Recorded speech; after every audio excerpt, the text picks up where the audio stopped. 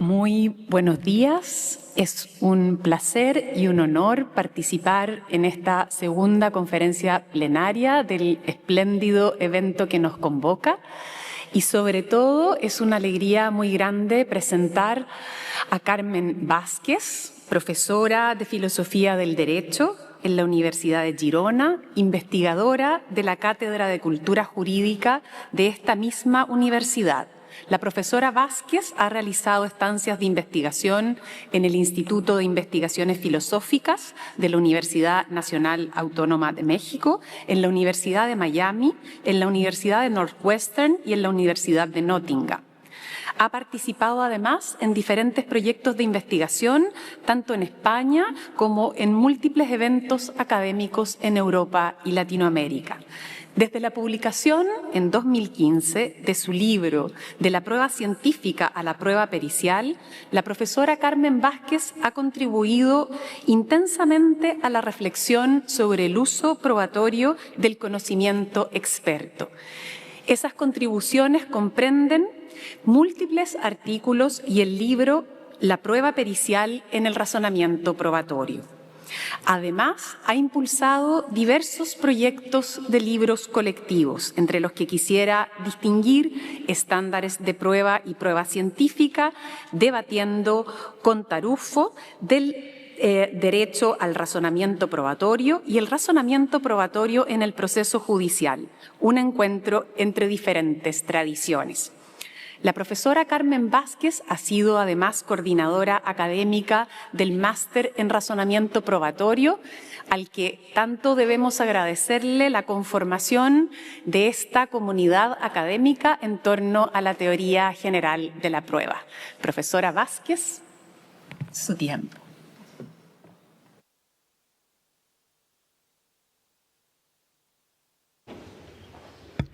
Muy buenos días a todos y a todas. Permítanme iniciar dándoles la más cordial bienvenida nuevamente a Girona y saludar de manera muy especial a las y los miembros de la familia del Máster en Razonamiento Probatorio. Bienvenidos a su casa. En segundo lugar, quiero agradecer de manera personal a Jordi Ferrer y a Diego Deibecki como miembros de la organización de este evento por permitirme dar esta conferencia plenaria en este maravilloso contexto. Como ya se advierte, el título de mi ponencia es Los abogados y los jueces a propósito de la audiencia previa en las reformas procesales civiles en Iberoamérica. Yo partiré en esta presentación de asumir, como decía hace un momento Michael Pardo, de una forma de organización del Legal Proof Process planteada por estas reformas procesales civiles. Así que no entraré a discutir en mi charla si es la mejor de las alternativas que tenemos o no.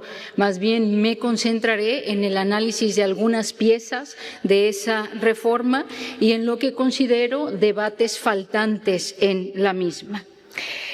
También quisiera poner sobre la mesa desde el inicio que mi interés versará fundamentalmente en lo que podemos denominar como la identificación del objeto de la controversia y el acceso a la información para sustentarla.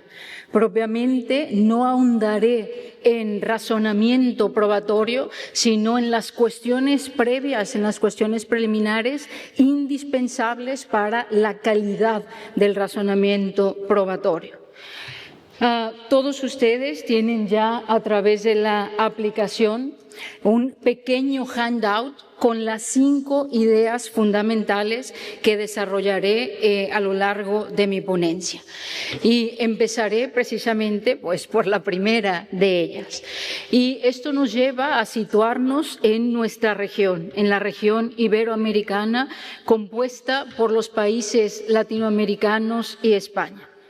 En nuestra cultura jurídica, en estos últimos años, ha permeado, afortunadamente, aunque muy poco a poco, una concepción racional de la prueba que asume como objetivo la averiguación de la verdad.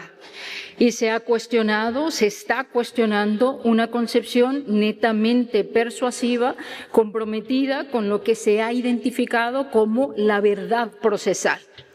La literatura iberoamericana ha crecido muy considerablemente en estos últimos años, sobre todo en el ámbito penal, también hay que decirlo, y por supuesto la jurisprudencia de nuestros países ha sufrido un impacto muy considerable con el aumento de esa literatura.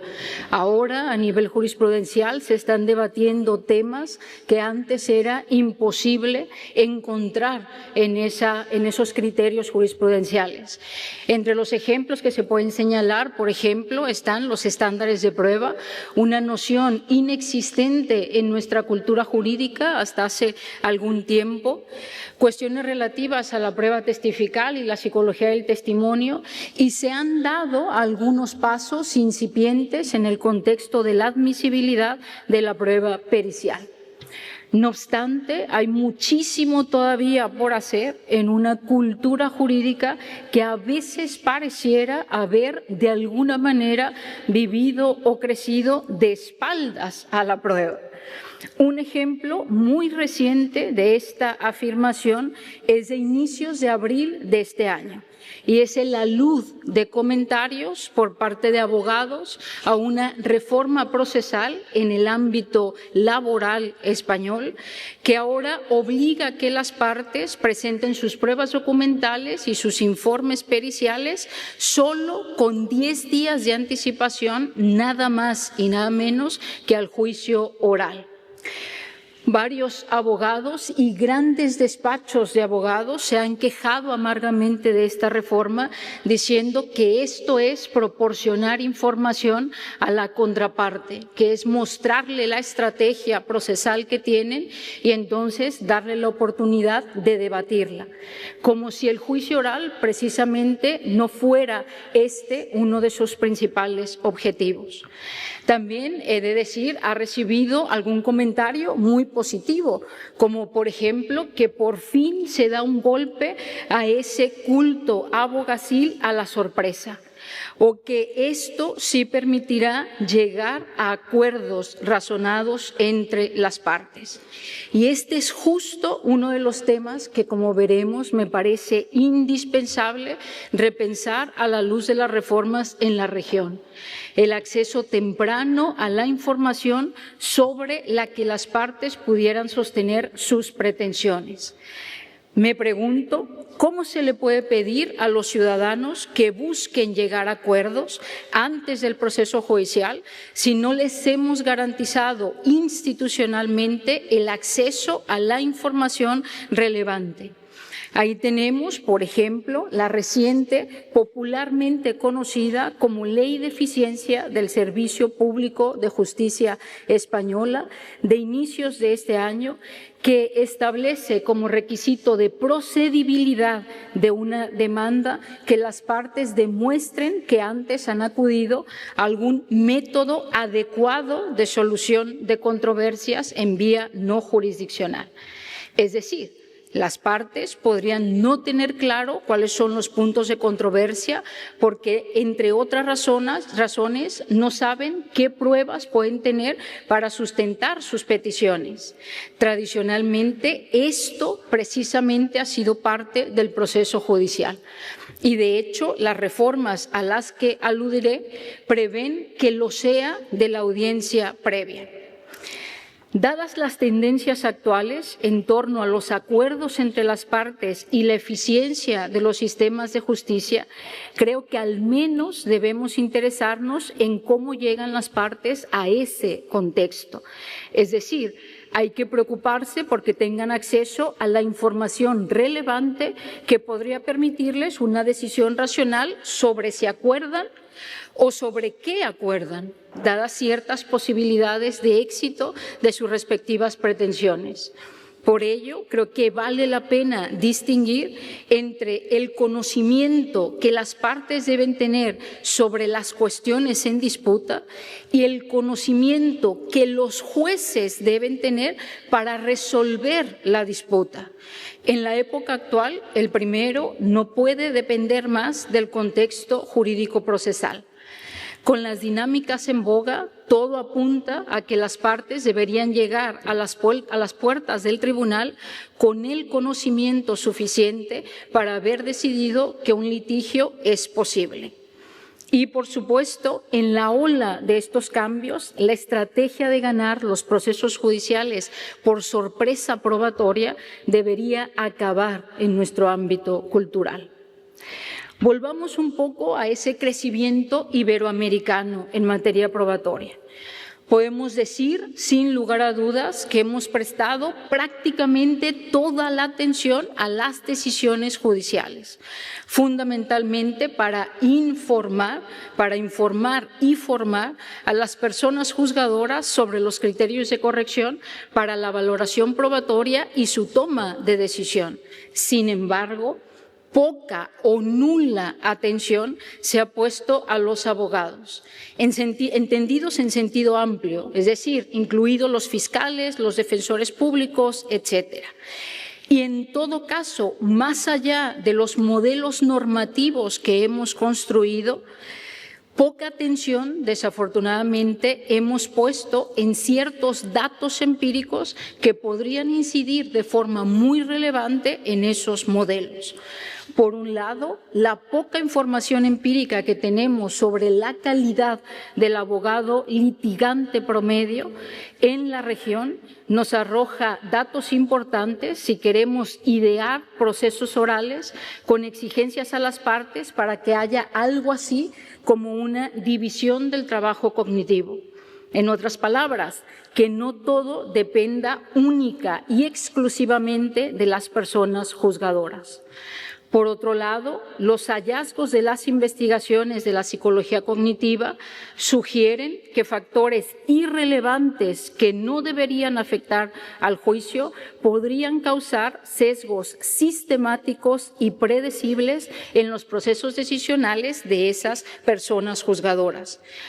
Este tipo de información nos podría regresar al tema de los abogados y el importantísimo rol que juegan con la incorporación de información al razonamiento de los jueces y su control.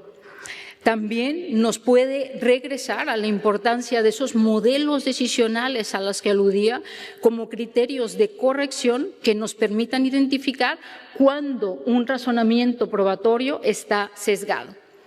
Los datos empíricos sólidos nos permiten, evidentemente, conocer la realidad antes de querer cambiarla solo cambiando el boletín oficial del Estado correspondiente. Por desgracia, nuestra cultura jurídica no es muy tendente a la creación de legislación basada en la evidencia o a la investigación que considera a los sujetos tal como son, sin idealizarlos. Y como veremos, esas carencias pueden entorpecer la mejora de nuestros sistemas de justicia que se busca mediante las reformas. Pero antes de entrar en ello, evidentemente es indispensable identificar a qué reformas me refiero. Las reformas procesales en materia civil de estos últimos años en la región han puesto la atención en la interrelación entre los sujetos cognoscentes, los jueces y los abogados, en un modelo mediante audiencias. La literatura procesal nos dice que las reformas del proceso civil latinoamericanas han sido permeadas por el Código Procesal Civil Modelo para Iberoamérica del Instituto Iberoamericano de Derecho Procesal y la Ley de Enjuiciamiento Civil Española. Ambos ordenamientos compartirían o replicarían algunos ejes centrales. Permítaseme entonces asumir una suerte de estructura decisional o de ejes comunes que, con grandes diferencias entre los distintos países de la región y sus excepciones como Chile, que no ha reformado su proceso civil, para el juicio civil ordinario funcionaría en 3 etapas: presentación de la demanda y contestación, audiencia intermedia o previa al juicio y audiencia complementaria o juicio oral. Las audiencias, dice Pereira Campos, regidas por la regla esencial de la inmediación, constituyen el motor del cambio de paradigma, del proceso escrito al proceso mixto, ya que en ella se hace carne la oralidad como forma de trabajo, con el diálogo permanente entre juez, partes y abogados como posibilidad de lograr una justicia de cara humana, de duración más razonable, con eficiencia. En lo que sigue, dejaré de lado el juicio oral y me centraré fundamentalmente en la audiencia previa o intermedia, con algunas alusiones a los actos de presentación de la litis por su impacto en aquella. Me parece crucial atender a las posibilidades y necesidades de esta audiencia porque las dinámicas actuales parece que nos están llevando a que el juicio oral, con todas sus garantías, sea la excepción y no la regla. Antes de seguir avanzando, por supuesto, vale la pena mencionar que esta audiencia tiene muy distintos objetivos. Lograr una resolución extrajudicial entre las partes, sanear el proceso, preparar el juicio oral, es decir, fijar los puntos controvertidos y decidir la admisión de pruebas, o inclusive terminar anticipadamente el proceso. Para lograr todos estos objetivos, en la audiencia se prevé una relación de colaboración entre las personas juzgadoras y los abogados, buscando el siempre difícil equilibrio entre las funciones de cada uno de ellos. Así, por un lado, la figura de las personas juzgadoras se concibe como una directora del proceso. El juez conduce, gestiona, controla la litigación para alcanzar los fines relevantes del sistema de justicia, nos dice Victoria Mossman. Las partes, por otro lado, deciden si litigan o no, sobre qué cuestiones van a litigar y qué pruebas van a ofrecer.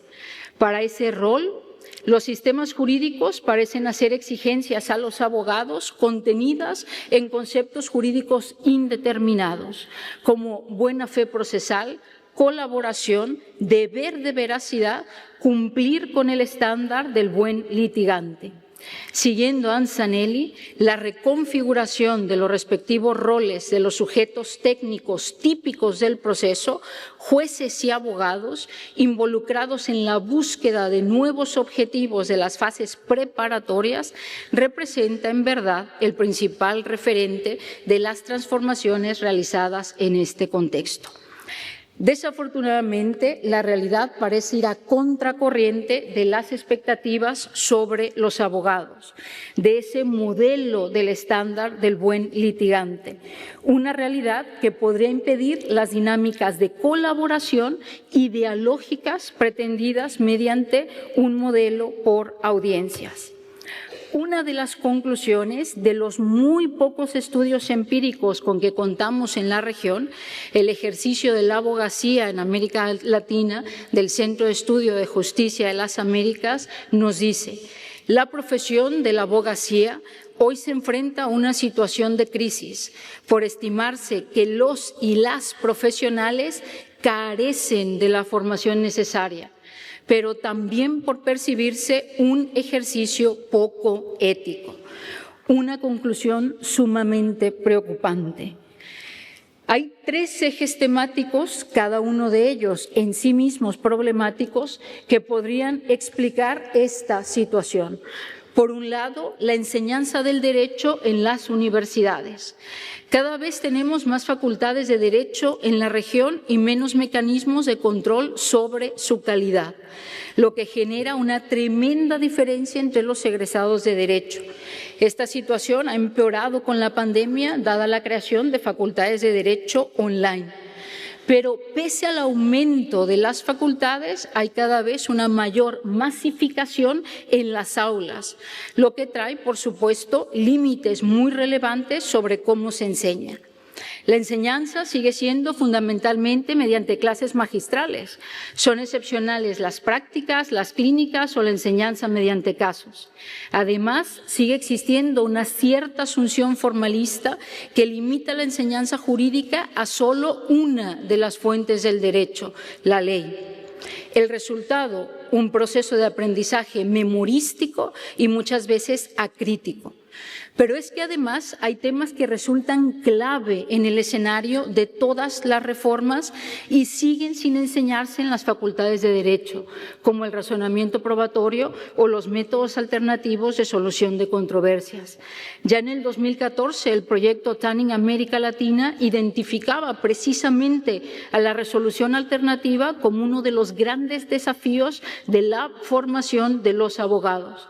En España, por ejemplo, solo luego de la ley de eficiencia que antes mencioné, se ha incrementado brutalmente la oferta universitaria sobre estos métodos, pero en másteres, no en el grado, con la consecuencia de un incremento del costo de la formación que queremos supuestamente que tengan los abogados.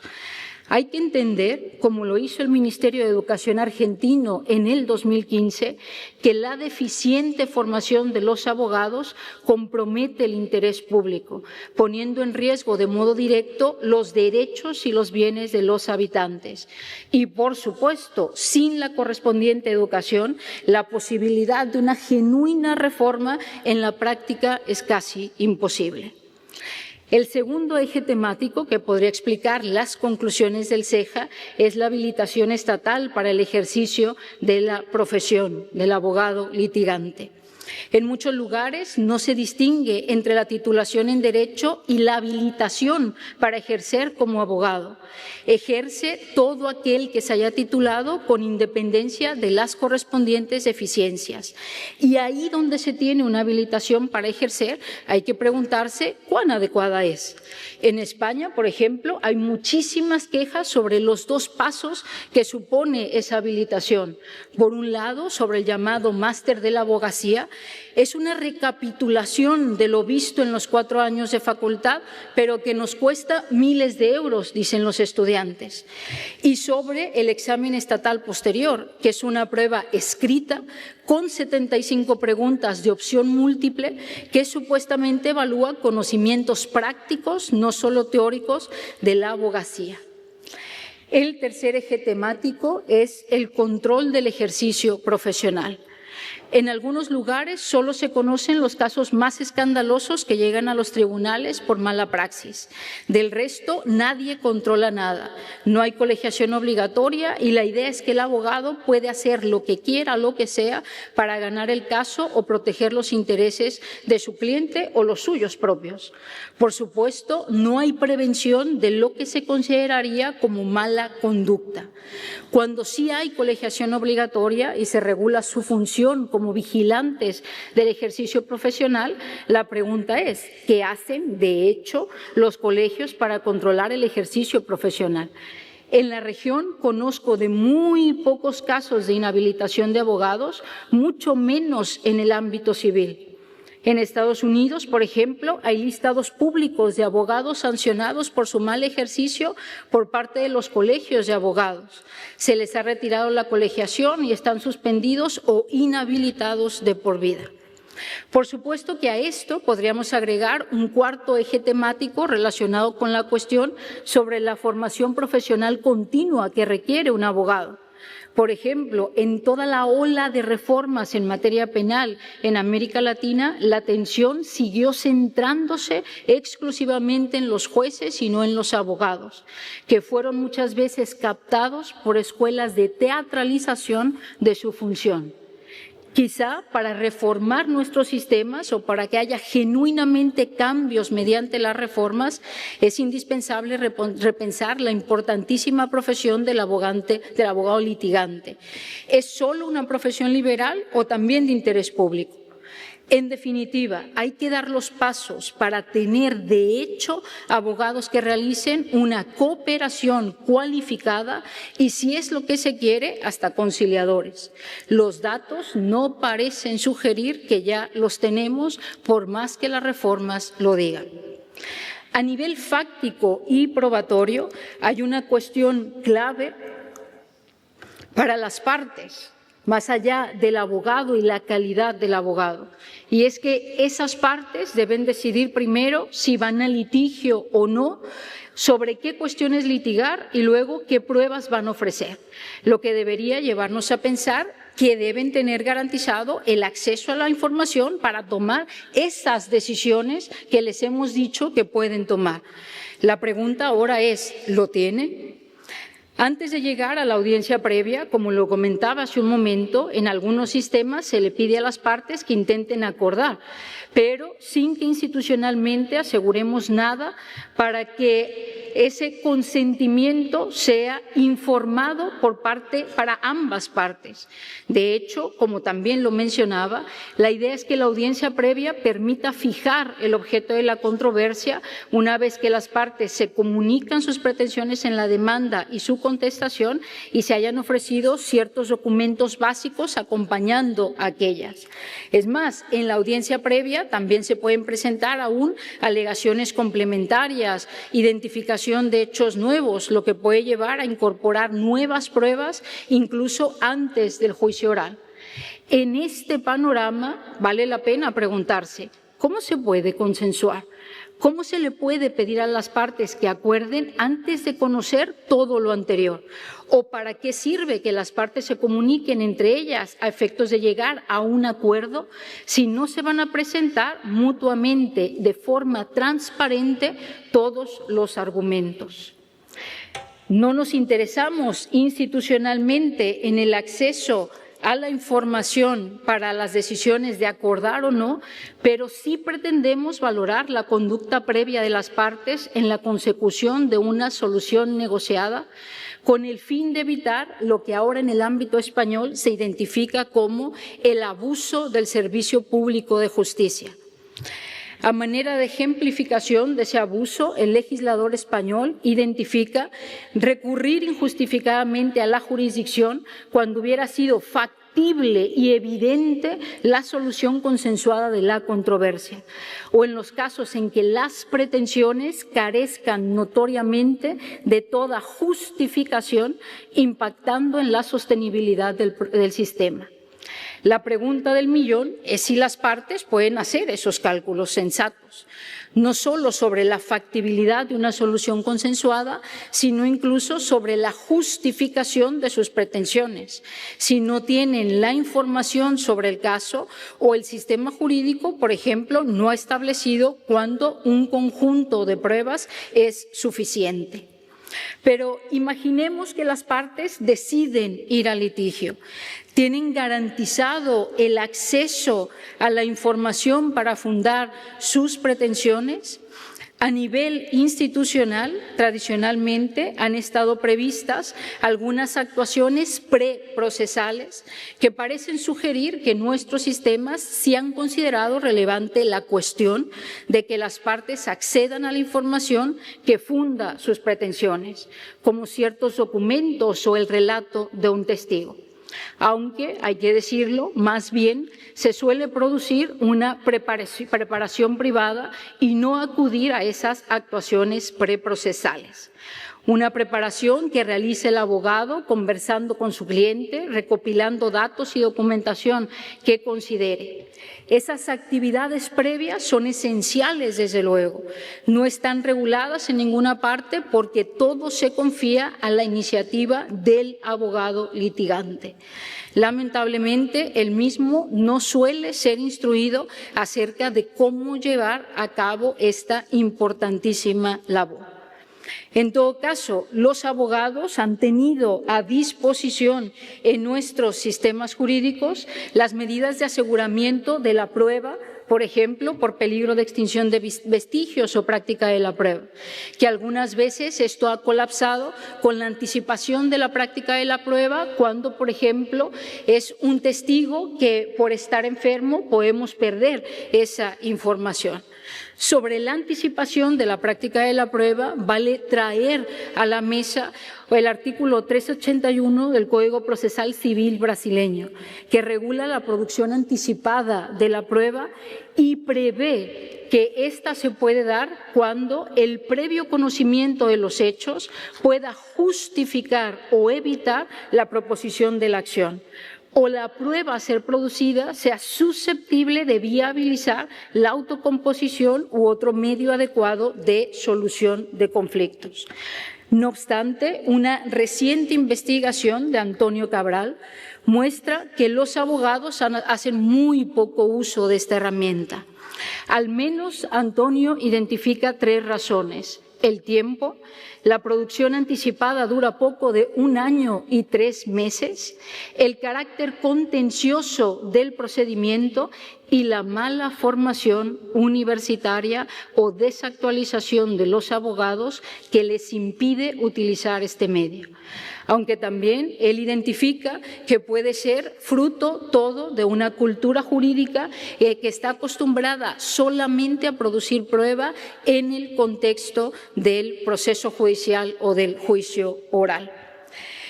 Tenemos también en España, por ejemplo, lo que se conoce como las diligencias preliminares para la obtención de información relevante para el proceso que pretende iniciarse.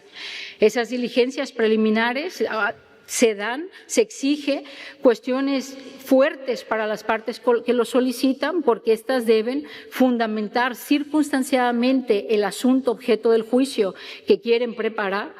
Tiene también un carácter contencioso este procedimiento y es altamente costoso para las partes. Se les exige una caución para responder tanto de los gastos de llevarlas a cabo como de los daños y perjuicios que pudieran irrogar.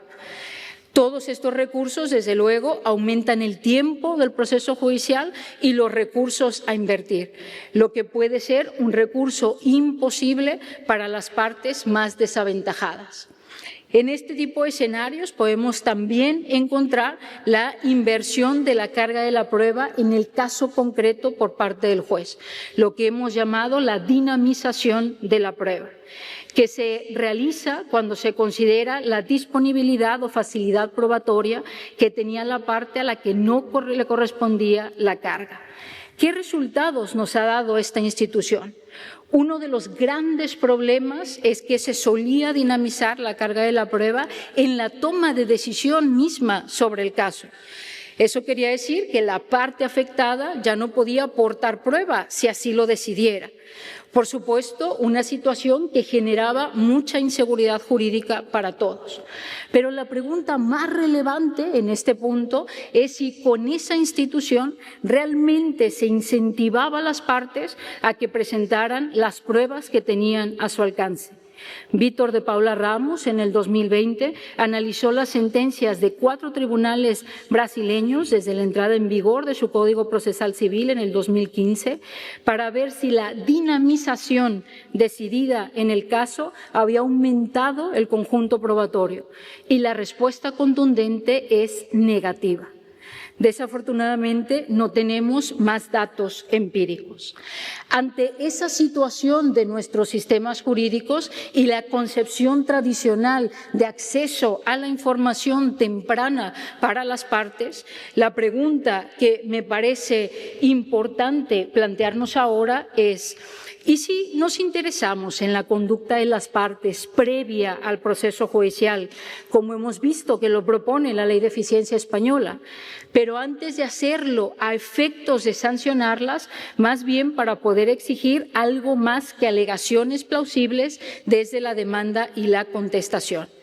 Si las partes están obligadas a entrar en contacto entre ellas a efectos de ver la posibilidad de acordar, entonces ya no debería encenderse la maquinaria judicial solo para informar a la contraparte sobre alegaciones plausibles para que responda afirmando o negando los hechos y luego ya ver qué pasa en una audiencia previa. Las partes, en cambio, deberían poder redactar una demanda y su contestación con una adecuada circunstanciación concreta y suficiente de los hechos, que les permita establecer su relación con los elementos de juicio que ofrezcan. Y aunque las partes no estuvieran obligadas a acordar de forma previa a la demanda, si el escrito de demanda y posterior contestación marcan el inicio del proceso judicial y, por tanto, la cognición de los jueces, vale la pena pensar en qué condiciones vamos a encender la maquinaria judicial en juicios civiles. Si partimos del presupuesto, como se nos ha dicho, de que la oralidad es un recurso escaso y caro, ¿por qué deberíamos esperar entonces hasta la audiencia previa? Una exigencia respecto a la delimitación del objeto del proceso y la aportación de pruebas acorde con las exigencias de eficiencia del sistema podría ser la presentación de demandas con hipótesis bien formuladas y basadas en pruebas suficientes para satisfacer el estándar de prueba correspondiente. Un planteamiento diáfano de la cuestión en conflicto resulta fundamental no solo para el desarrollo de potenciales acuerdos entre las partes, sino sobre todo para el proceso. Ahora bien, el paso de meras alegaciones plausibles a hipótesis bien formuladas y basadas en pruebas suficientes exige, entre otras cosas, garantizar que las partes tengan acceso a la información relevante y además que esa información se tenga tan temprano como sea posible para que puedan definir sus pretensiones y presentar propuestas realistas de acuerdos. En un escenario así, la alternativa es asumir una política de transparencia y cartas sobre la mesa entre las partes, incluso antes de tocar las puertas de los tribunales, y dar los pasos necesarios para garantizar que los abogados no puedan ganar un proceso judicial simple y llanamente por sorpresa. Por supuesto, están en juego valores capitales como la seguridad jurídica, el equilibrio entre los litigantes,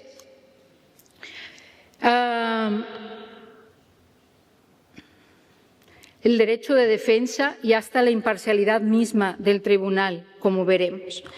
Hay que dotar de contenido concreto a buena fe procesal, colaboración, pensar en mecanismos que reflejen deberes específicos respecto a la delimitación y el objeto de la controversia y la aportación de pruebas. ¿Qué herramientas se pueden tener en ese contexto? ¿Qué herramientas se han observado en los sistemas jurídicos actuales? Tenemos, por ejemplo, los Pre-Action Protocols sobre tipos de casos previstos en el Reino Unido, que señalan a las partes los pasos que deben seguir antes de iniciar un procedimiento civil.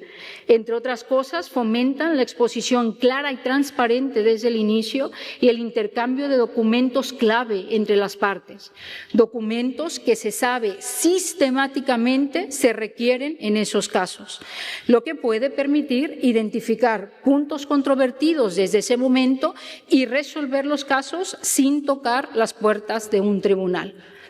La identificación previa de buenas prácticas que podría ser realizada por abogados y jueces más allá de un caso concreto.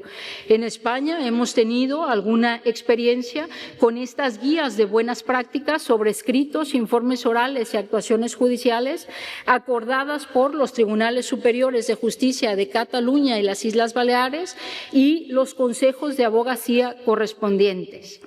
En esas guías se pide a las partes que en la redacción de los hechos de la demanda y su contestación deben seguir el orden, la claridad y ser sintéticos. La oscuridad e indefinición de los escritos de los abogados generan desconcierto, dudas y una pérdida de tiempo para todos, incluido para ellos mismos.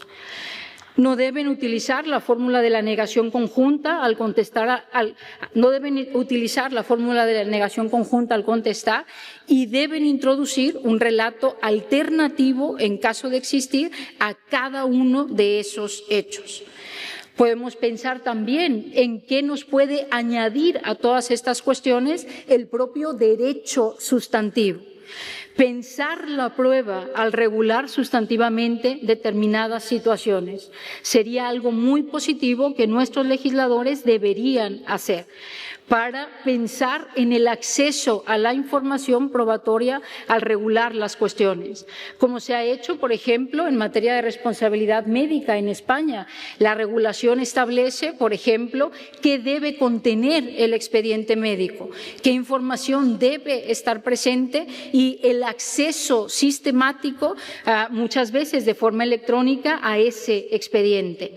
Las leyes de transparencia y acceso a la información que, por ejemplo, obligan a las empresas a hacer públicos ciertos datos que pudieran ser relevantes en casos de derecho de la competencia, es otro buen ejemplo al respecto. Otra herramienta es el intercambio obligatorio entre las partes de información relevante para sustentar sus pretensiones, el discovery o el disclosure, esta figura paradigmática de los sistemas anglosajones que puede tener muy diversas formas de ejecutarse, como lo ha mostrado su propia historia en esos sistemas.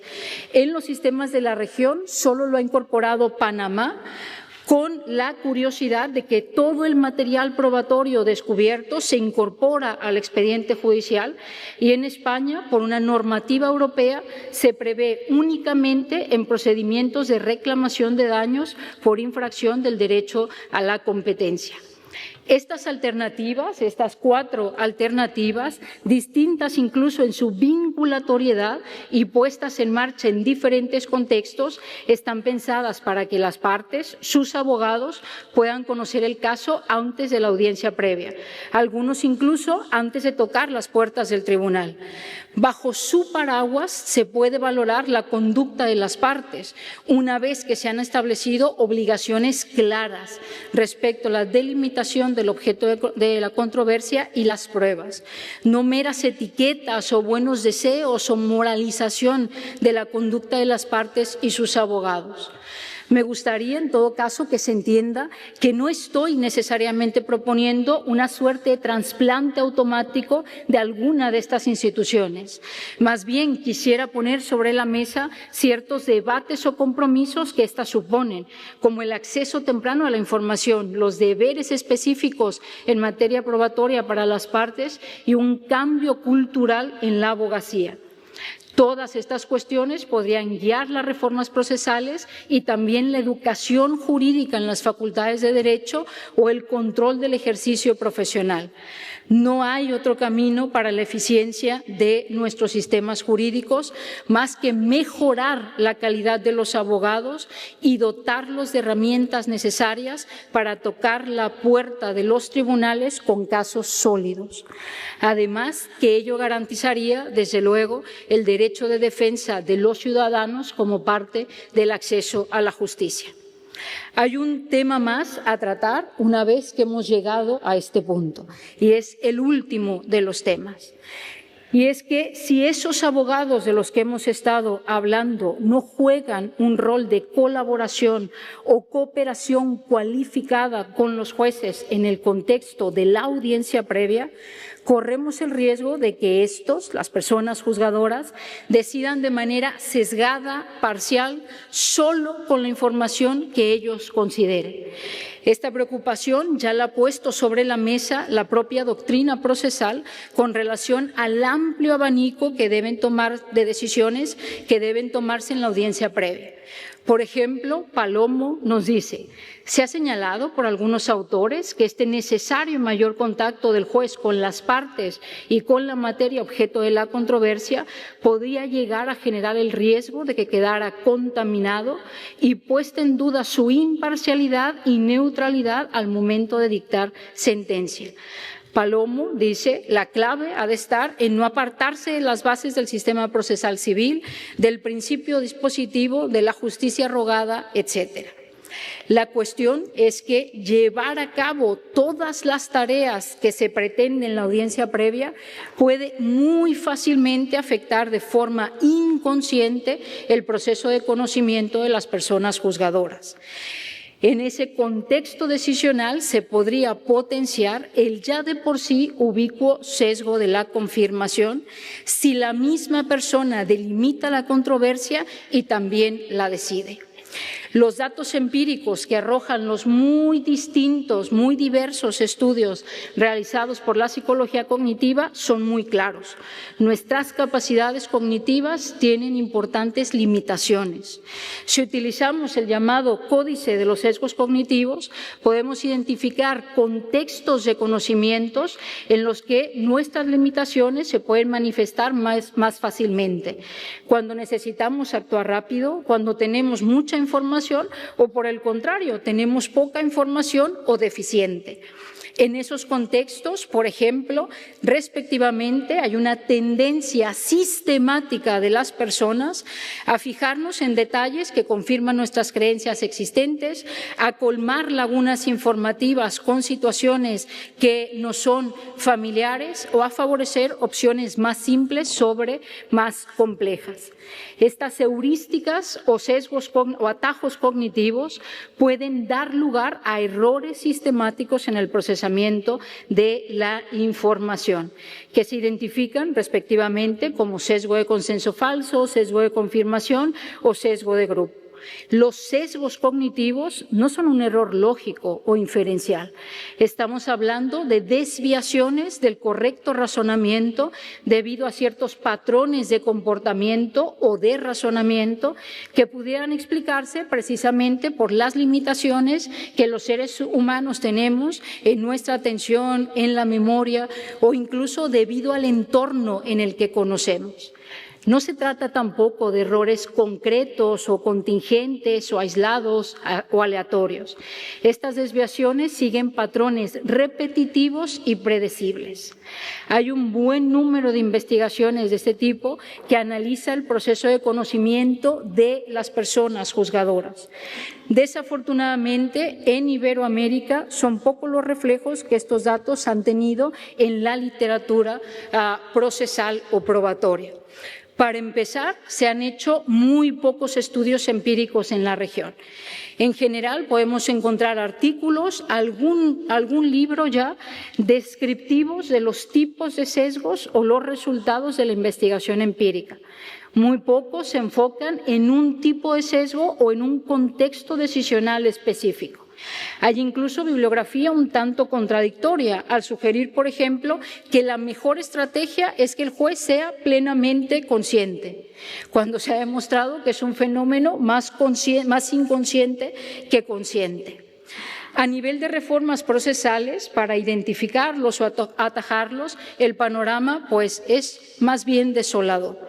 Por ejemplo, a efectos de un reporte general presentado en el Congreso Mundial de la Asociación Internacional de Derecho Procesal, celebrado en Lima en el 2023, Álvaro Pérez Ragone y Edilson Vitorelli pidieron a los encargados de los reportes nacionales responder 4 preguntas sobre heurísticas y sesgos.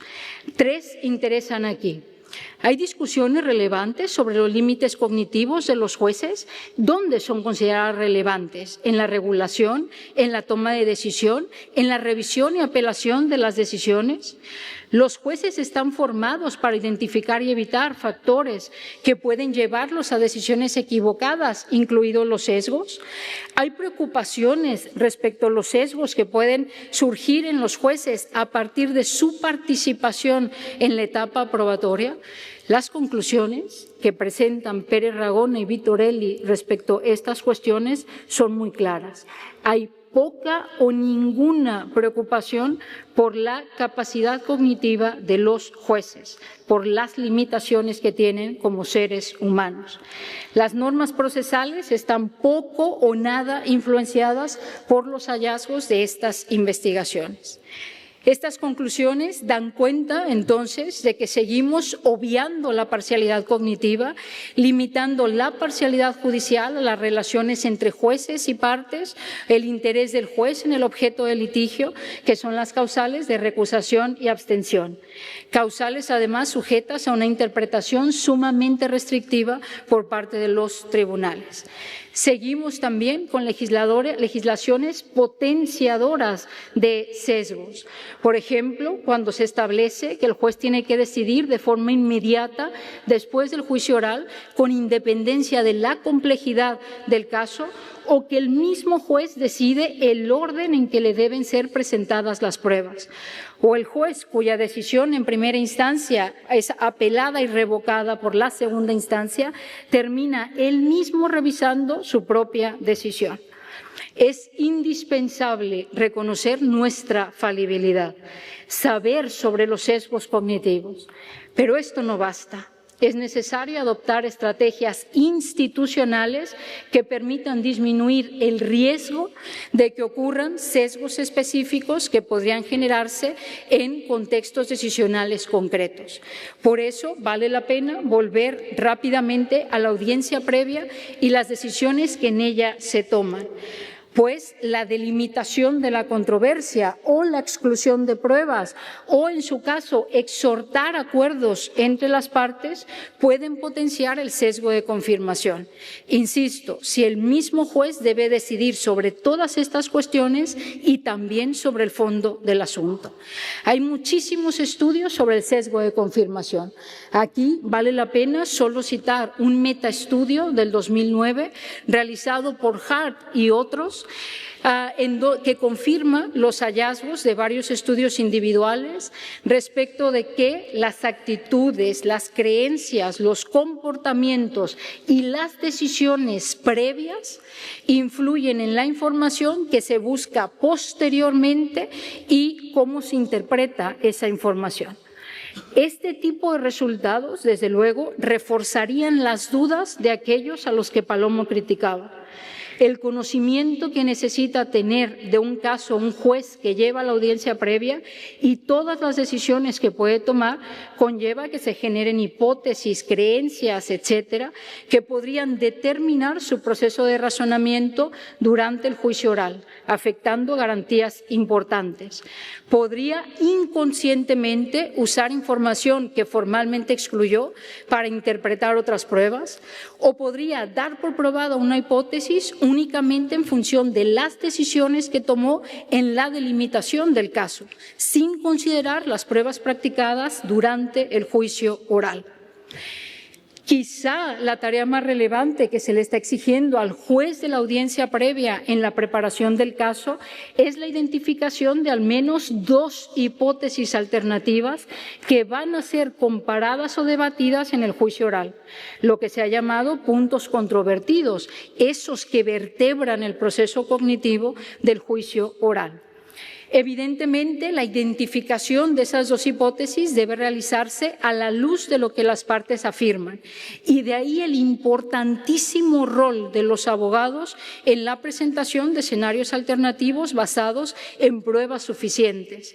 Si, como a veces parece suceder, la tarea de identificar hechos controvertidos se deja solo en manos del juez, es más fácil que éste pueda asumir algún compromiso con alguna de ellas.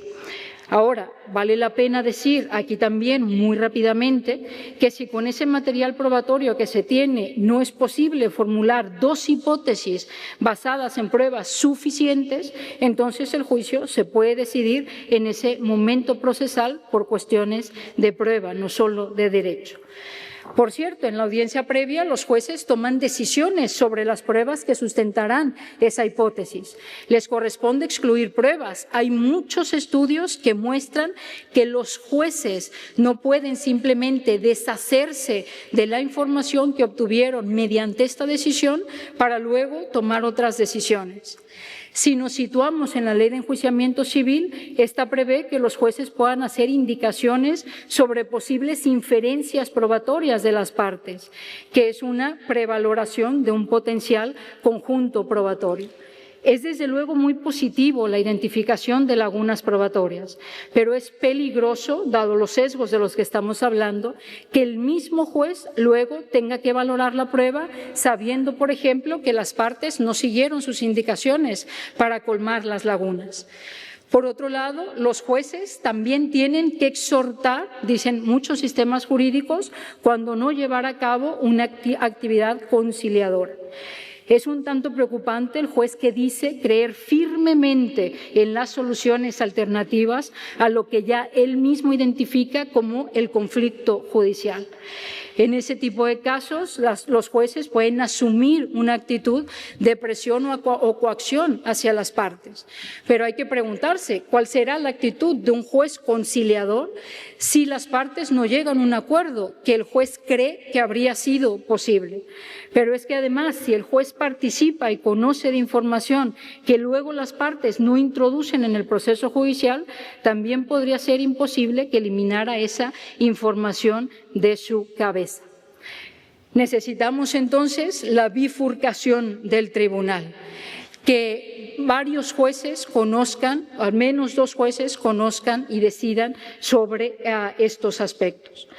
Podría surgir aquí la cuestión de si ese conocimiento previo no es algo necesario, correcto para la toma de decisión después del juicio oral. Pero es que los hechos y las pruebas relevantes para preparar el juicio oral pueden ser distintos a los hechos y las pruebas relevantes que luego se debatirán en el juicio oral. Además, se trata de 2 decisiones distintas. Hay 2 hipótesis con pruebas suficientes que deban debatirse, en lo que cuestionaríamos en la audiencia previa. ¿Cuál de esas hipótesis está mejor corroborada? Es la decisión que debería tomarse durante el juicio oral. Podría también surgir la preocupación de si es necesario más jueces para bifurcar las tareas. Y la respuesta puede ser que no, que podríamos simplemente reestructurar los tribunales, trabajar con órganos colegiados, pero en los que no todos deciden todo. En todo caso, la deliberación colegiada de jueces no parece estar funcionando. Si se delibera, se hace sobre la base de lo que dice el ponente y además hay estudios que sugieren que también ahí puede haber algunos problemas de sesgo de grupo. En todo caso, no puede quedar a la evaluación de cada juez la posibilidad de sufrir sesgos o no.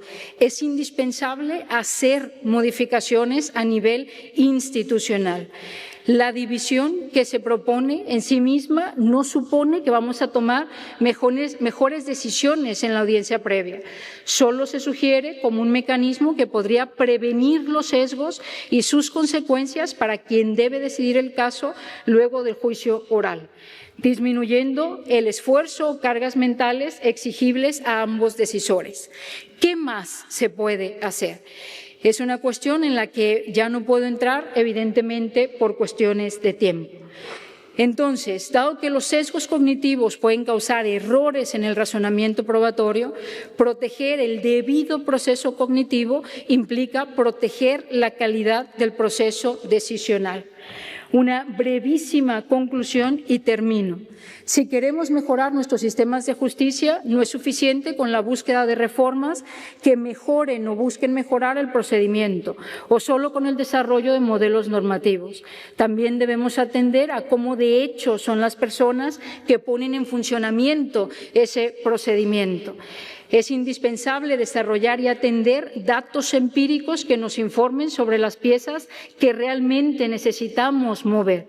Hay que aprender a caminar con la ciencia, no en contra de la ciencia, por ejemplo, en lo relativo a las limitaciones cognitivas de los sujetos.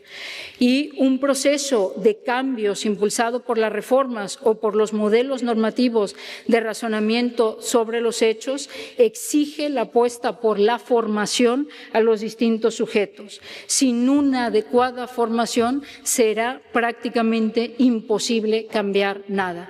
Muchas gracias por su atención.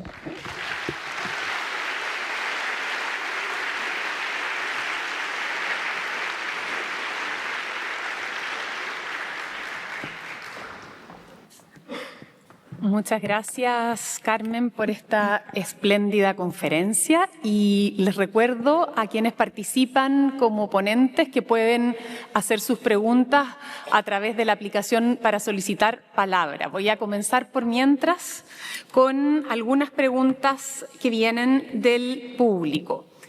Y la primera de ellas apunta precisamente a la institución del Discovery y pregunta cuál es su opinión acerca de esta institución en materia probatoria, especialmente su eventual obligatoriedad, tanto respecto de la demanda como de la contestación, como una manera de garantizar el acceso a la información. Muchas gracias. Es una pregunta muy interesante y es una pregunta que me he hecho yo también muchas veces. Creo que puede ser una institución muy interesante para modificar esta cultura jurídica de la que hablaba y para mejorar el acceso a la información relevante. sobre todo para las partes.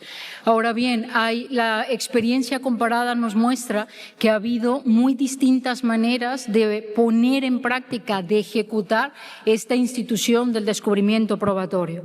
Incluso los propios sistemas que originaron esa figura, como Estados Unidos o el Reino Unido, han tenido modificaciones muy relevantes al respecto. Inició siendo un mecanismo que manejaban solo las partes, solo entre ellas y, digámoslo así, a su antojo.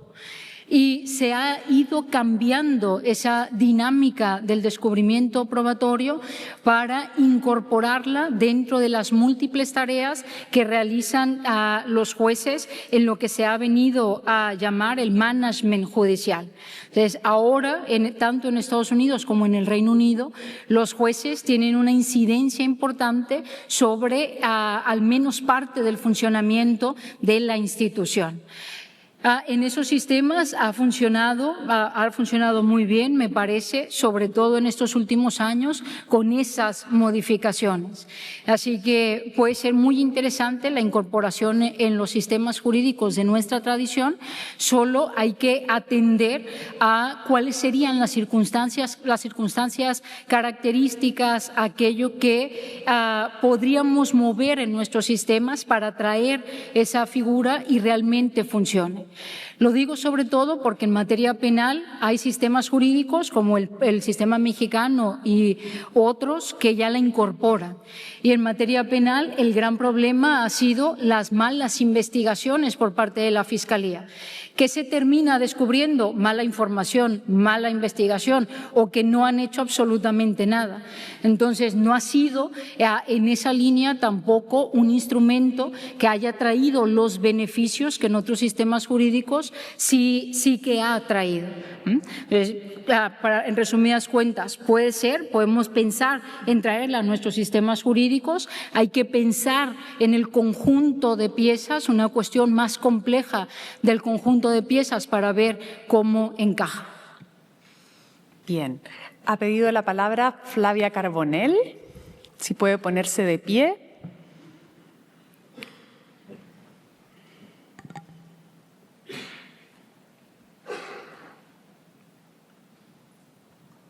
Bien, muchas gracias. Interesantísima y clara la presentación. Siempre es un honor escucharte, Carmen.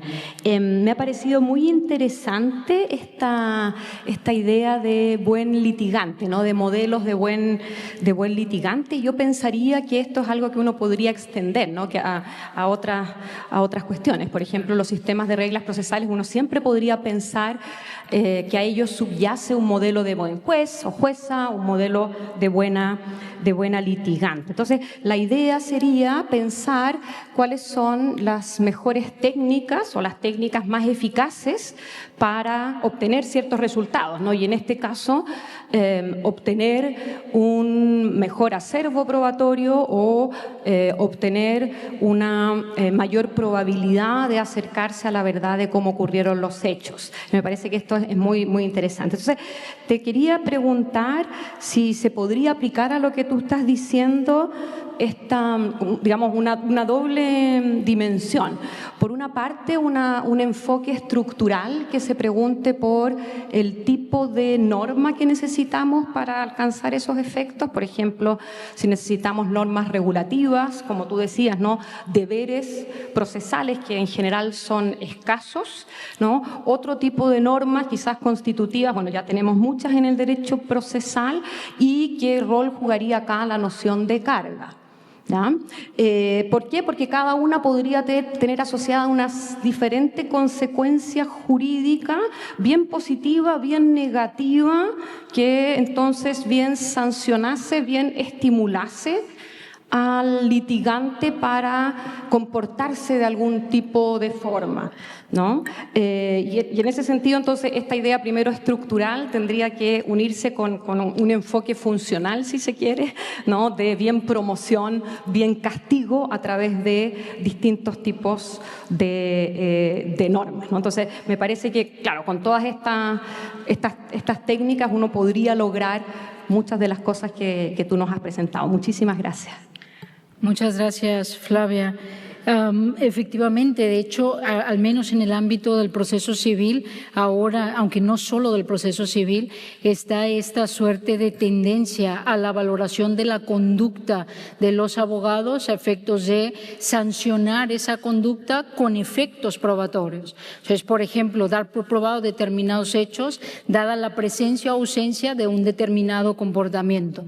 Aquí, una de las críticas que yo intentaba poner sobre la mesa es que no tenemos identificadas esas conductas y entonces queda básicamente a la absoluta discrecionalidad / arbitrariedad de, en general, las personas juzgadoras, que son quienes evalúan esa conducta, si lo que hizo el abogado entra dentro de la buena fe procesal, esa etiqueta del buen abogado litigante, el abogado colaborativo y demás.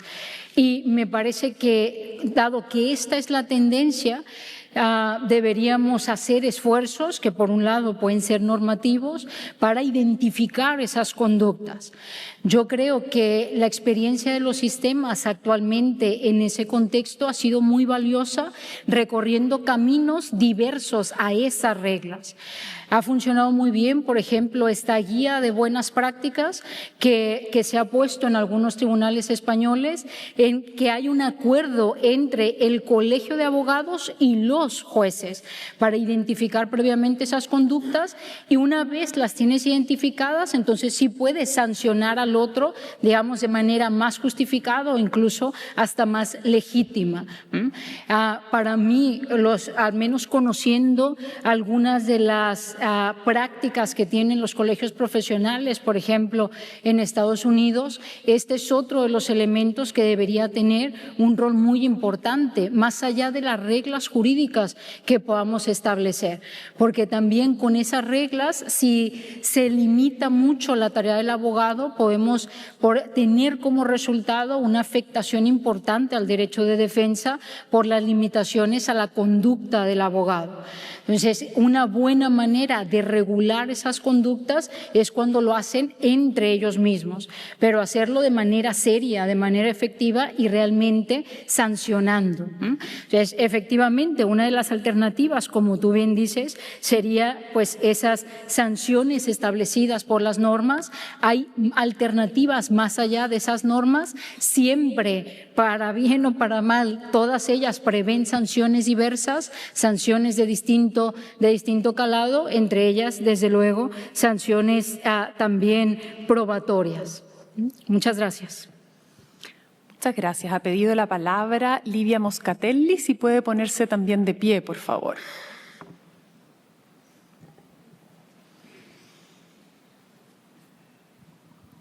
Mucho gusto. Buenos días, Carmen. Siempre un placer escucharte. Y yo tengo dos dudas. La primera, la verdad, tiene que ver con la calidad de los abogados. Me da la impresión que muchas veces el problema no es tanto por la formación, pero quizás sobre una cuestión material y de condiciones financieras de las partes. Es decir, en muchos casos hay una intervención de la defensa pública que hace un trabajo muy serio, pero tiene mucho trabajo y muchas veces solamente tiene contacto con el caso en el día de la audiencia previa y es la única oportunidad que tiene de reunirse con el demandante. Además de esto, también es verdad que si las partes no tienen dinero o recursos suficientes, van a contratar un abogado muchas veces más barato y muchas veces con menos posibilidades de producción de prueba. Entonces, me gustaría saber si ve en tu opinión algún instrumento posible que pueda contribuir con una igualdad material más efectiva en este acceso y búsqueda de información. Y la otra pregunta tiene que ver un poco con tu sugerencia a respecto del discovery and disclosure. Es verdad que en muchos sistemas common law hay estas dos obligaciones, y que muchas veces firman entonces documentos diciendo que están poniendo toda la información relevante. Pero también es verdad que hay casos emblemáticos de omisión de información relevante, que son unused informations. Casos, estamos hablando del proceso civil, pero lo que sé también hay... es posible haber este filtro epistémico, o sea, no aportar informaciones que son unused informations. Y lo que me parece preocupante es que esto está a criterio muchas veces de las partes decidir que son relevantes o no. Entonces, me gustaría saber si este filtro de relevancia autoevaluativo no puede ser un punto relevante de dejar informaciones importantes para el caso. Muchas gracias. Gracias, Livia. La primera pregunta es una de las grandes preguntas en los sistemas de justicia actuales interesados por el acceso a la justicia de las partes. Quizá uno de los ejemplos que se puede poner sobre la mesa, más allá de los abogados, son las pruebas periciales. En las pruebas periciales también, por falta de recursos económicos de las personas, no pueden acceder a ellas para traer conocimiento experto a la toma de decisión sobre su caso. Y de la misma manera que puede suceder con los peritos, con los expertos o con los abogados, creo que la mejor alternativa que podemos tener en nuestro ámbito cultural es el Estado. El Estado vea la manera de poder poner sobre la mesa no solamente abogados públicos, por ejemplo, que lo tienen muchos de nuestros países, sino una dinámica de esa institución que permita genuinamente ofrecer una defensa de calidad a la persona que lo requiere. Desafortunadamente, los recursos públicos son siempre limitados y hay que repensar de manera quizá más adecuada en una imagen más amplia sobre qué queremos invertir, en dónde y cuánto vamos a invertir en eso. Pero diría que al menos en nuestro ámbito cultural es la manera en la que podemos garantizar el acceso a la justicia a las partes más desfavorecidas. Sobre la segunda cuestión, es también muy interesante este punto que tú planteas, y ahí ha habido dos de los grandes cambios en los sistemas que han utilizado esta figura desde hace muchos años. Una de esas figuras, ya lo mencionaba antes, es que ¿qué se debe descubrir o hasta dónde se debe descubrir cierta información que pudiera ser relevante? Es algo que ya forma parte de ciertas decisiones judiciales en el management del proceso, precisamente porque se han identificado abusos importantes por las partes, a veces no presentando información y a veces todo lo contrario, poniendo muchísima información y ahogando a las partes en la búsqueda de la información dentro de un mundo importante de datos. Entonces, está por un lado este giro que han dado los sistemas jurídicos, incorporando este tipo de decisiones, incorporando a los jueces en este tipo de decisiones en la línea del management. Y por otro lado, se ha identificado también que el criterio de relevancia probatoria era demasiado amplio, que debería disminuirse a la información relevante para sustentar su pretensión, no para una pretensión específica. Y entonces las partes evidentemente tienen la obligación de señalar cuál es la información que creen que su contraparte tiene y que va a ser relevante para fundar su pretensión, no del caso en general. Eso también ha tenido efectos muy importantes en este tipo de cuestiones que tú has señalado. No hay una institución jurídica perfecta, evidentemente, lo sabemos bien. Todas tienen sus problemas, todas tienen también impacto en diferentes piezas del sistema jurídico. Esta es una dentro de otras que podemos pensar precisamente para garantizar el acceso temprano a las partes, dadas las dinámicas en las que están inmersos nuestros sistemas de justicia actuales. Voy a leer ahora una pregunta del público que pone la cuestión de si en el contexto de esta atención al acceso a información de las partes habría también una consideración a la admisibilidad del acuerdo procesal solo cuando éste se apoye en una base fáctica, o si en cambio el sistema debiera admitir el acuerdo entre las partes como mecanismo de resolución de conflictos aún si no está basado en pruebas. Vale. Qué gran pregunta es esta cuestión. A ver, evidentemente entre los llamados mecanismos alternativos de resolución de conflictos y que ponen la atención en el consenso, hay primero muy diversos mecanismos que por un lado responderían por supuesto a este tipo de cuestiones, por supuesto que no se necesita información relevante sobre el caso para las partes, que pueden llegar a un acuerdo que por ejemplo si por ejemplo les deja de alguna manera satisfechos incluso emocionalmente, porque un conflicto tiene también como esa fase emotiva para las partes. Entonces, hay algunos de estos mecanismos procesales que sin lugar a dudas dirían sí. El lado opuesto de esta cuestión son mecanismos o una asunción de estos mecanismos que dice no, hay que garantizar mínimamente el acuerdo entre las partes que se funde en determinada información. Personalmente, mi preferencia es más hacia el lado en que los acuerdos, al menos incentivados desde nuestros sistemas de justicia, nos preocupemos porque estén basados en un mínimo de información relevante sobre el caso.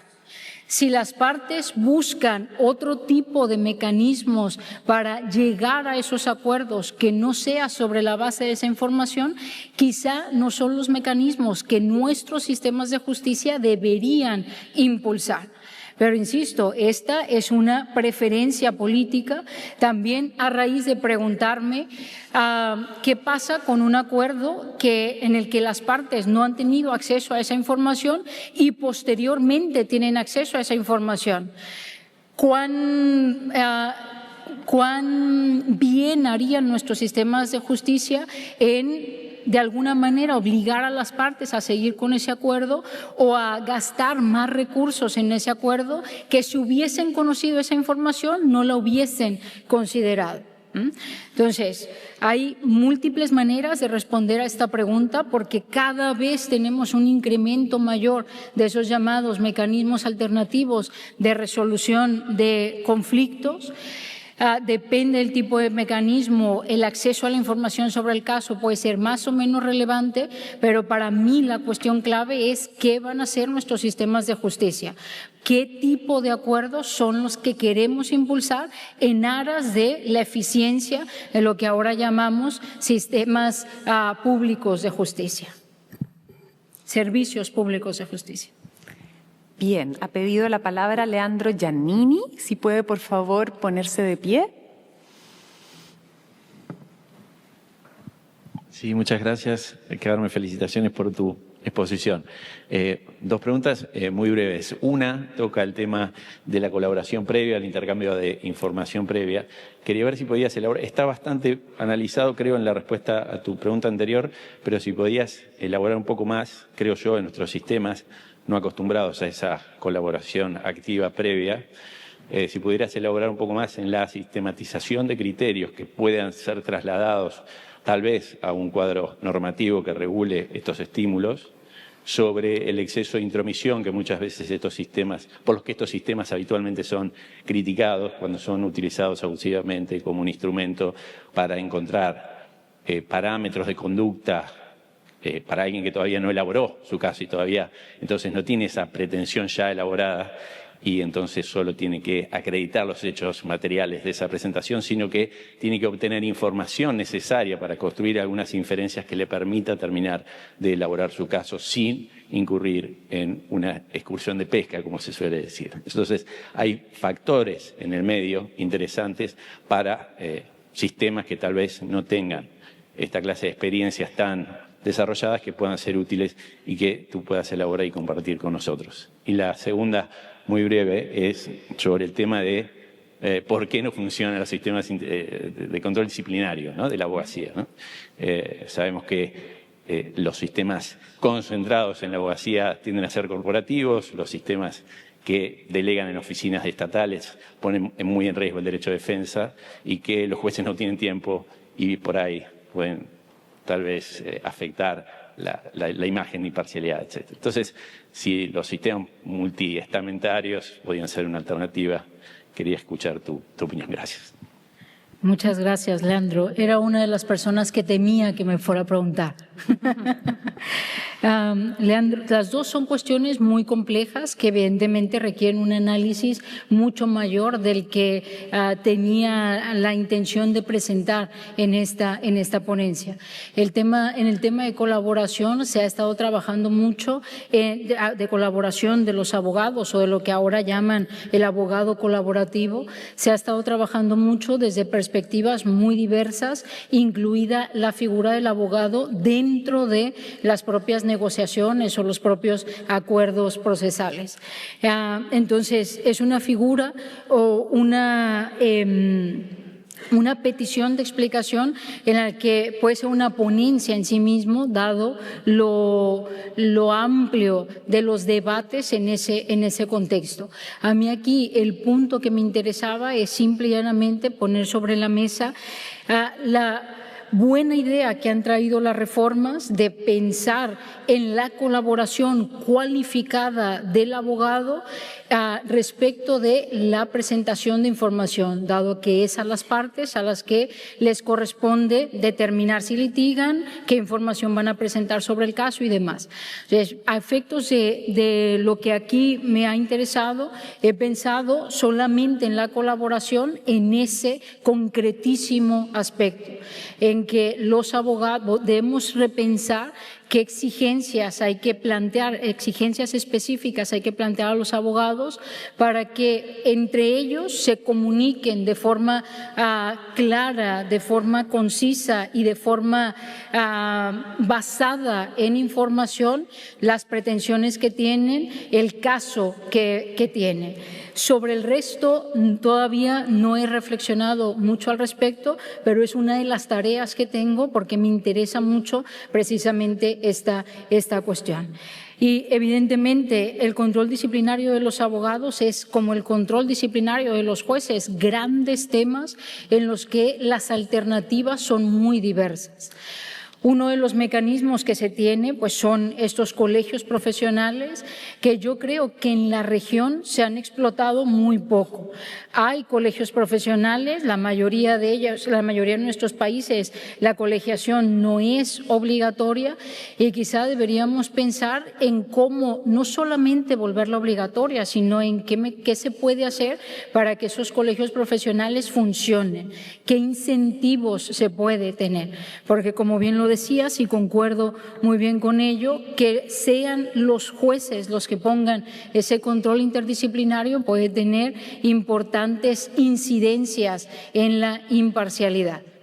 Pero es sobre todo una llamada a reflexionar sobre ese control disciplinario de las conductas que queremos que los abogados tengan o dejen de tener en los procesos judiciales, en este caso civiles actuales. Alan Maleche ha pedido la palabra. Si puede, por favor, ponerse de pie.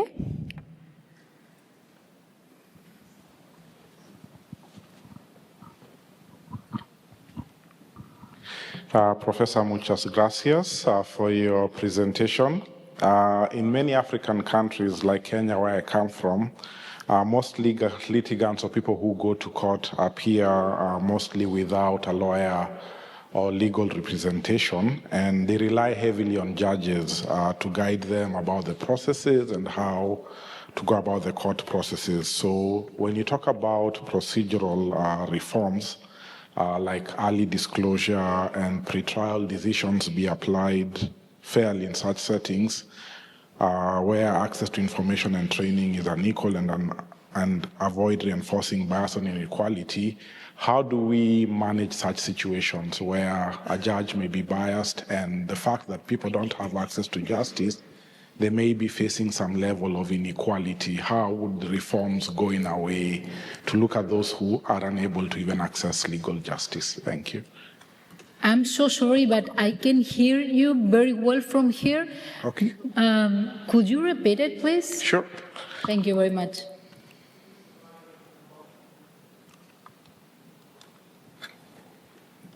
I'll just read it as it is so that I don't confuse you. So it says, thank you, Professor. In many African countries like Kenya, most litigants appear without legal representation and rely heavily on judges to guide them. How can procedural reforms like early disclosure and pretrial decisions be applied fairly in such settings where access to information and training is unequal, and avoid reinforcing bias or inequality?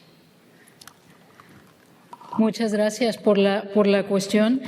Muy interesante, evidentemente, pensar en este tipo de mecanismos en aquellos contextos en donde las partes no tienen esa representación jurídica y es el propio juez el que de alguna manera tiene que hacer las funciones del abogado.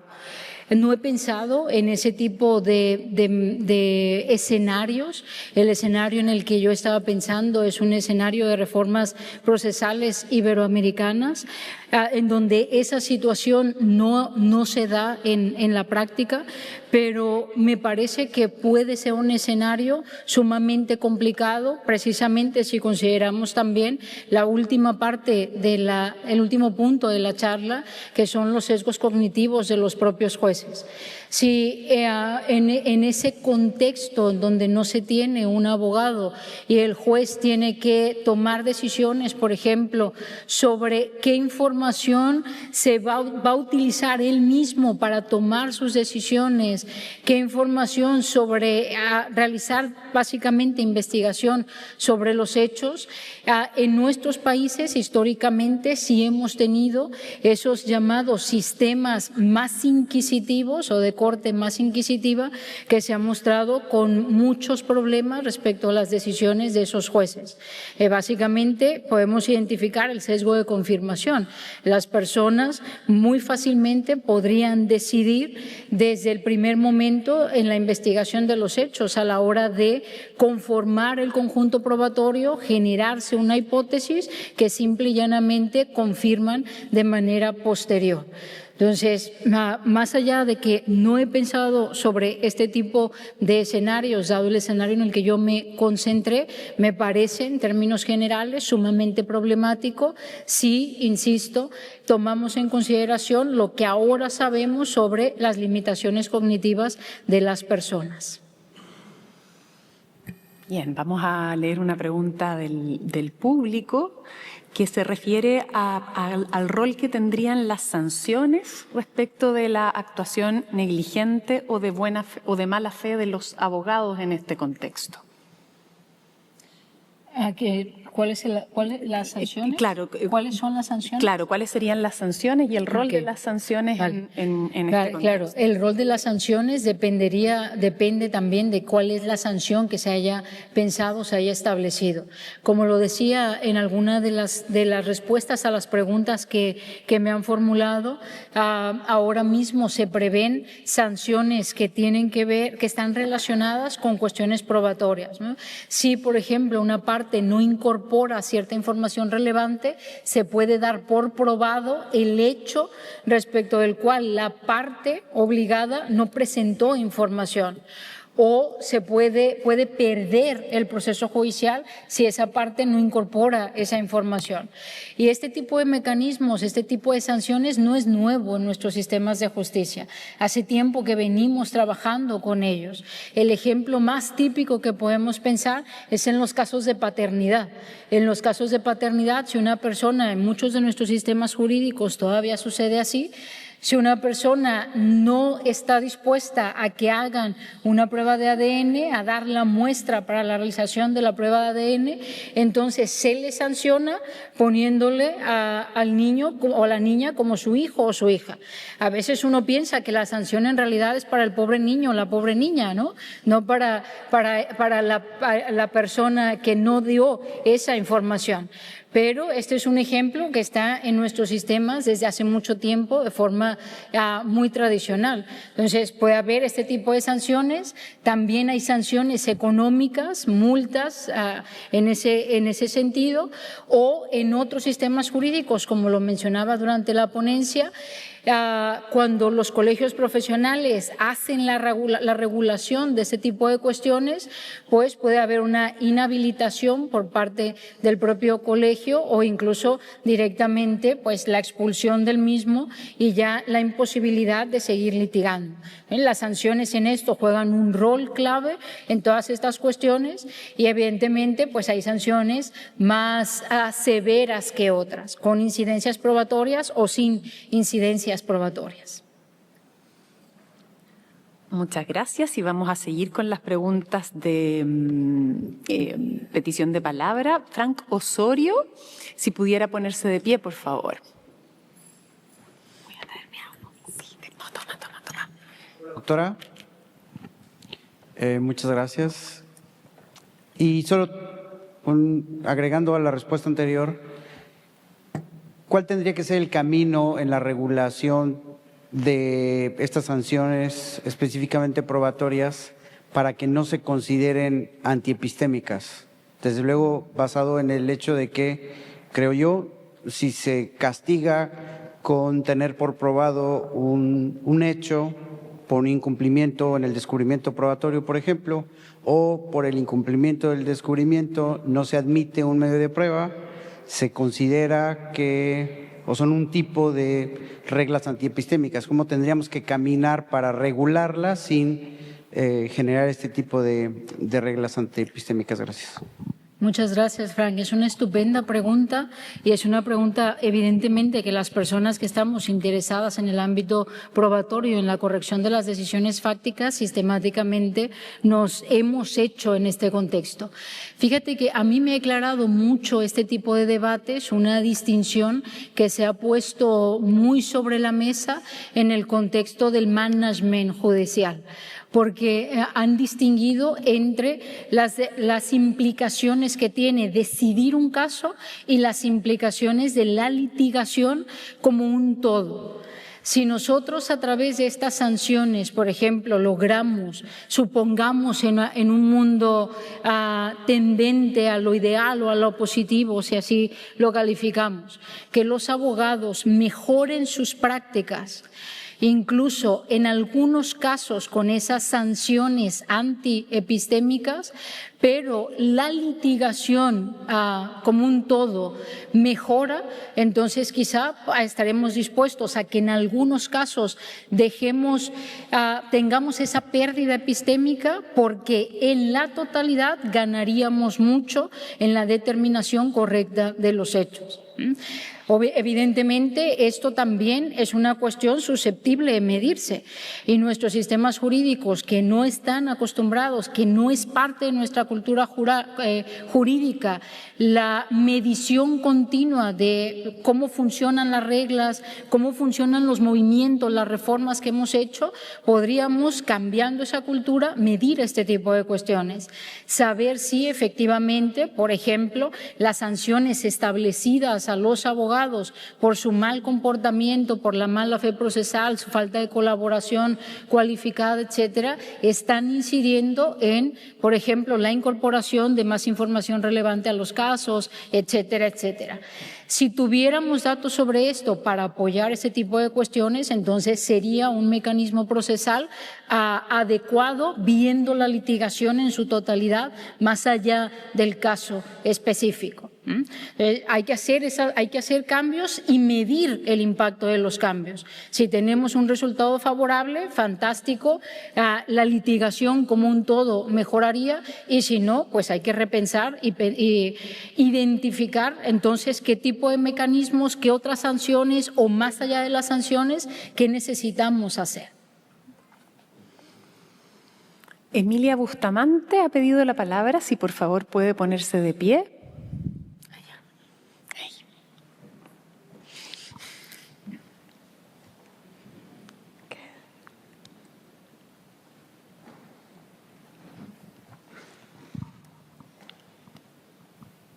¿Se me escucha? Sí. Muy bien. Un saludo a la profesora Carmen, un gusto siempre escucharla. El tema me parece que es para explorar y para desarrollarlo mucho más. La felicito por tocar los temas álgidos, que son la crisis que se produce con esta proliferación masiva de abogados, la existencia real de estas facultades que a veces no brindan una suficiencia en educación, que es una realidad y que a veces se oculta o se quiere tapar bajo la alfombra. La realidad también, la problemática que tenemos los jueces, en mi caso yo lo como jueza, y entonces hay todo un triángulo vértice en que usted ha diagnosticado y ha puesto, digamos, su enfoque en función a posibles afectaciones conocidas como sesgos cognitivos de los jueces en cuanto a que va a desarrollar determinadas actuaciones probatorias y está tomando ya contacto con la prueba, está tomando contacto con lo que existe en el expediente y está tomando una postura. Y esa postura podría marcar, en algunos casos, una definición previa de quién tiene la razón o quién no tiene la razón, ¿no? Y a nosotros, a los que integramos colegiados plurales, a veces ocurre, ¿no?, que en el debate ya se revelan algunas experiencias de los magistrados. Y eso uno tiene que cuidar mucho, al menos yo siempre trato de mantener una línea de que no nos enfrasquemos por una parte, por una postura. Pero mi pregunta surge en relación a que esto obviamente tiene para desarrollarse mucho más, profesora Carmen. ¿Esto significaría entonces que también se afectaría a la imparcialidad de los jueces? ¿No? Ese tema creo que habría que desarrollarlo, pero me parece de por sí muy interesante. La felicito. Muchas gracias. Muchas gracias, Emilia, y un gusto saludarte también. Efectivamente, el tema de los sesgos cognitivos, digamos que nos debe llevar a repensar la parcialidad judicial, que no puede ser limitada únicamente a esas causales de recusación o de abstención que tenemos, en donde se ha centrado mucho la discusión sobre la imparcialidad judicial. Por supuesto que no hay que abandonar ese tipo de debates y ese tipo de preocupaciones. Un juez puede ser calificado de imparcial en función, por ejemplo, de su relación con las partes o de su interés en el objeto del litigio. Pero necesitamos incorporar todas estas cuestiones sobre los sesgos cognitivos que podrían afectar a las personas juzgadoras en contextos decisionales específicos y, por tanto, efectivamente generar en ellos una parcialidad de tipo cognitiva. Parcialidad cognitiva. Creo que a diferencia de la imparcialidad tradicional en la que hemos trabajado, para este tipo de parcialidades cognitivas, las exigencias no pueden ser solo para las personas, solo para el juez o la jueza en particular. No es que podamos decirle al juez, usted debe mantenerse cognitivamente imparcial, porque es un fenómeno que se ha visto, es más inconsciente que consciente. Por eso la apuesta es por repensar normativamente a nivel institucional del diseño en nuestros sistemas, qué podemos hacer para disminuir el riesgo de que las personas juzgadoras sufran de algún tipo de sesgo cognitivo. Creo que tenemos muchísimo trabajo por delante en este tipo de aspectos, porque hay muchos tipos de sesgos, no todos se activan en todo momento y hay distintos contextos decisionales en donde esos sesgos pueden tener un impacto. A mí un tipo de investigación que me parece muy interesante, y es alguna de las cuestiones que intenté poner sobre la mesa, es relacionar en qué contexto decisional estamos pensando, por ejemplo, la audiencia previa, qué tipo de decisiones se están tomando ahí y qué tipo de sesgo puede activarse, para entonces pensar en qué mecanismos institucionales podemos poner sobre la mesa para disminuir el riesgo de que suceda. Toda la literatura evidentemente es muy amplia sobre estas cuestiones y nos muestra que no podemos ya huir de ese debate.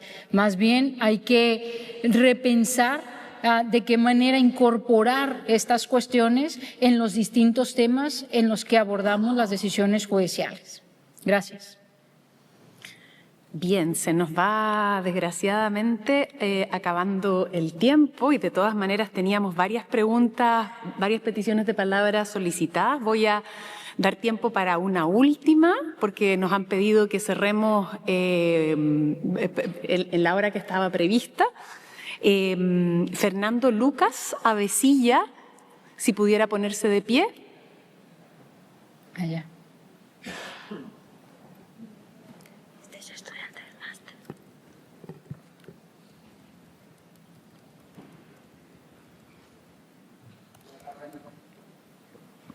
Hola. Bueno, muchas gracias, Carmen, por la conferencia.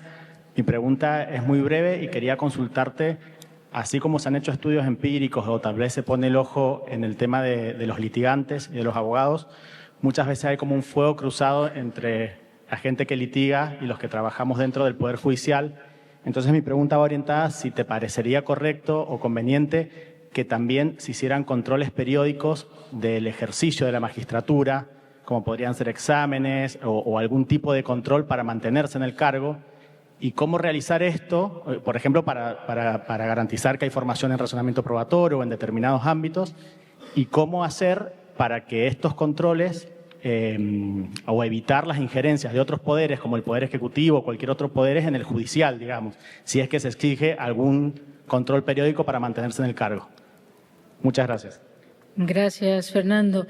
Es un tema que tiene muchísimas aristas, este tema que tú planteas ahora, porque evidentemente, por un lado, nos interesa garantizar el conocimiento de las personas juzgadoras, que tengan el conocimiento necesario para decidir los casos que deben decidir, pero por otro lado también nos interesa su independencia judicial, ¿no? Garantizar la independencia judicial. Y entonces, en esa segunda línea hay que tener cuidado con en qué casos vamos a mover al juez de su puesto de trabajo. ¿A razón de qué? Puede ser muy complicado, por ejemplo, esa movilidad de su puesto de trabajo por implicaciones en la independencia judicial, por cuestiones relacionadas con la falta de formación u otro tipo de aspectos respecto de la evaluación de sus conocimientos. Hay que pensarlo bien. Una de las estrategias que me parece en nuestra región se ha asumido, se ha desarrollado con mayor o menor éxito, son las escuelas de formación judicial. Escuelas de formación que algunas de ellas dan incentivos muy favorables para el desarrollo del ejercicio profesional a los jueces y las juezas. Quizá esa pueda ser, dado que además ya la tenemos implementada, una muy buena manera de apostar por la formación que queremos que tengan las personas juzgadoras y sin necesidad de introducirnos en temas que pueden tener consecuencias nefastas pese a nuestra buena voluntad. No es un tema en el que haya pensado mucho, Fernando, pero desde luego es un tema muy interesante, estas exigencias, garantía para el ciudadano de que las personas que deciden su caso tienen actualización de su conocimiento. Bien, tenemos unos minutos, vamos a aprovechar para dar 2 palabras más y voy a pedir que hagan las 2 preguntas y que luego Carmen pueda contestar, tal vez vinculando los temas a los que se refieran. Giovanni Priori, si puede ponerse de pie, por favor.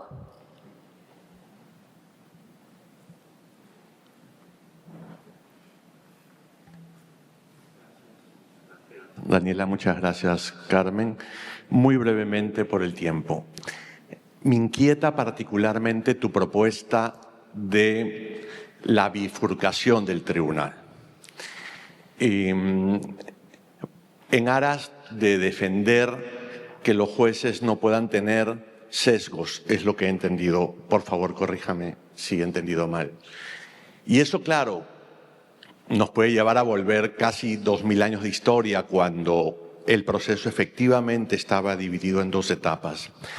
Pero me parece que también podría implicar negar la propia función del proceso de conocimiento, donde precisamente la idea es que las partes informen al juez sobre los hechos y que el juez, en camino del proceso, vaya primero informándose de las afirmaciones que las partes hacen sobre los hechos, de sus medios de corroboración, para que luego él pueda finalmente decidir.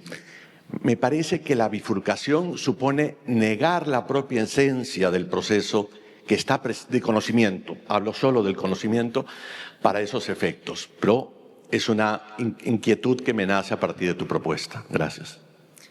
Voy a retirar lo dicho antes y vamos a cerrar con esto porque ya estamos más sobre el tiempo de lo que la moderadora creía.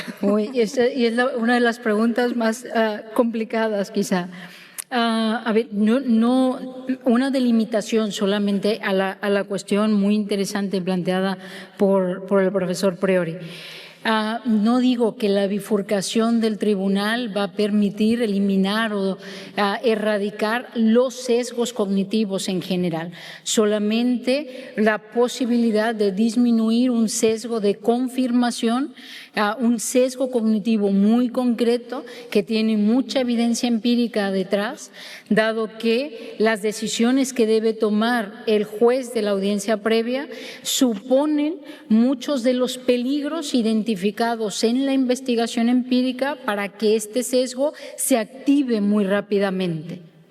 Si tomamos en cuenta esa investigación empírica y consideramos que, por ejemplo, la propia identificación de hipótesis que puede hacer el juez, la exclusión de información probatoria que puede y debe hacer el juez en esa etapa, o depende del rol que juegue en exhortar a que las partes lleguen a acuerdos o no, son todas situaciones que la literatura, que la investigación sobre el sesgo de confirmación ha identificado como escenarios problemáticos que podrían hacer que ese proceso de conocimiento que tú llamas y ellos también llaman así, se vea radicalmente contaminado por esa información, y ya que después la información que llega en el juicio oral, por ejemplo, mediante la práctica de las pruebas, no sea tomada en consideración para tomar la decisión final. Porque, por ejemplo, ese juez solamente confirma la decisión que ya tomó durante la audiencia previa. Ese juez utiliza la información que excluyó en la audiencia previa para analizar las pruebas que se practican durante el juicio oral y demás. Y no es que estemos planteando con este tipo de literatura o con este tipo de investigaciones que una persona no es capaz de hacerlo. Todo el problema está en, digamos, nuestro proceso de conocimiento, cómo funciona la mente humana. ¿Qué es lo que ahora sabemos que nos ha enseñado la ciencia sobre las limitaciones en el procesamiento de la información que hacemos? Tal vez esos diseños que ahora hemos pensado a la luz de determinadas garantías, a la luz de diversas cuestiones, lo que yo planteo en la charla es repensar un poco esa estructuración a la luz de las debilidades que ahora sabemos que tienen las personas juzgadoras como todo tipo de ser humano. Entonces, ese proceso de conocimiento puede verse claramente contaminado por las decisiones que se deben tomar en la audiencia previa. Y esto de ninguna manera saca el rol de informantes, digamos así, de las partes. De hecho, casi toda mi ponencia va sobre el rol de las partes, sobre que debemos mejorar a los abogados para que asesoren adecuadamente a las partes y el importantísimo rol que juegan, precisamente como tú lo decías, en incorporar información y en controlar el razonamiento de los jueces en estas dos etapas. Ahí no tenemos ninguna incompatibilidad. El punto que pretendo poner sobre la mesa son esos avances científicos que nos podrían llevar a cuestionar lo que tradicionalmente hemos pensado como una buena estructura del proceso judicial. Muchas gracias. Gracias a todos y a todas por su atención.